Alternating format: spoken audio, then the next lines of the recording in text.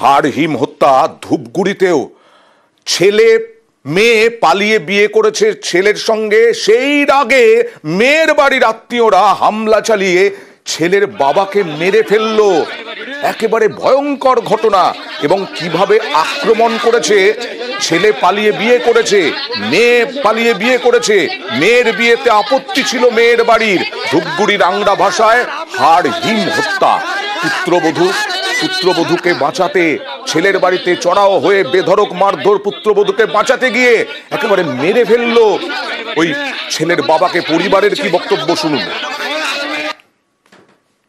9টা সাড়ে 9টা নাগাদ মেয়ের পক্ষে লোক আইসে এবং ভুজারি লোহা রড টড নানা রকম অস্ত্র নিয়ে আইসে, নানা রকম বাড়িতে মারধর করে। এমনকি 7 মাসের এক মহিলার পেটে বাচ্চা আছে, তাকেও ধাক্কা মারে। আমার শ্বশুর মুরালি মজুমদার, তাকে আমরা হসপিটালে নিয়ে আসি, আমাদের 10তলা পাঠায় দেয় জলপাইগুড়ি, সেখানেই মারা যায় আমার শ্বশুরমশাই। আমার এই শালাবাবু হয় সুমিত মজুমদার, অমিত মজুমদার, আরেকজন আছে কি বিট্টু মজুমদার। এরকম যাদের লোক মারা গেছে তাদেরকে আটক করে রাখছে ধূপগুড়ি থানায়। এখনো ধূপগুড়ি থানায় ওরা, কিন্তু যারা হামলা করলো তাদের ধরেনি না, তাদেরকে কেউ ধরেনি। সরাসরি চলে যাব প্রথমে রকির কাছে। রকি, একটু কবে বিয়ে হয়েছিল, কিভাবে বিয়ে হয়েছিল, কি মত ছিল না ছিল সেটা জানতে চাই না। এখন দর্শকদের কাছে শোনানোর জন্য, জানানোর জন্য পার্ট বাই পার্ট হামলা, এই ঘটনাটা জানতে চাইবো।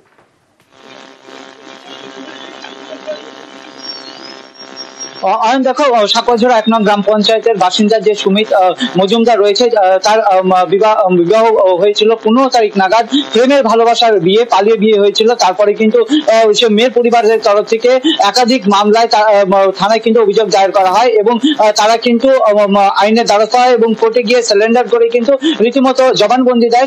তারা স্বেচ্ছায় বিয়ে করে। এরপর কিন্তু তাদের বাড়িতে নিয়ে আসা হয় এবং গতকাল রাতে মেয়ে বাড়ির পরিবারের সদস্যরা এবং দলবলে সেই ছেলের বাড়িতে চড়াও হয়। লাঠি সোটা রড এবং ধারালো অস্ত্র দিয়ে হামলা চালায় বলে অভিযোগ। সেই সময় অন্তঃসত্ত্বা এক মহিলা সহ প্রায় 5 জন আহত হয় এবং গুরুতর আহত হয় সেই ছেলের বাবা।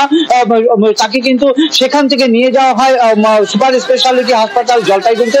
সেখানে নিয়ে গেলে সবই তো বুঝলাম, কিন্তু এই যে বাড়িতে শুনলাম যে পুলিশ নাকি যারা হামলা করেছে তাদের বিরুদ্ধে কোনো অভিযোগ নেয়নি, কোনো রকম পদক্ষেপই করেনি। এখন কি খবর?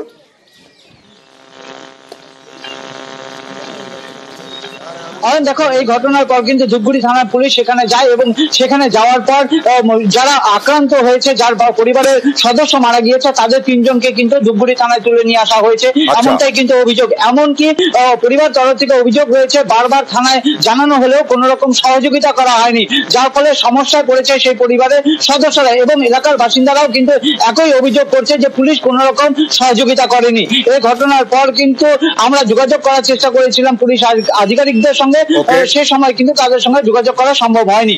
বড় প্রভাবশালী যে পুলিশ পদক্ষেপ করছে না, এইরকম ভাবে মেরে ফেললো একজন লোককে, তারপরেও পুলিশ পদক্ষেপ করছে না।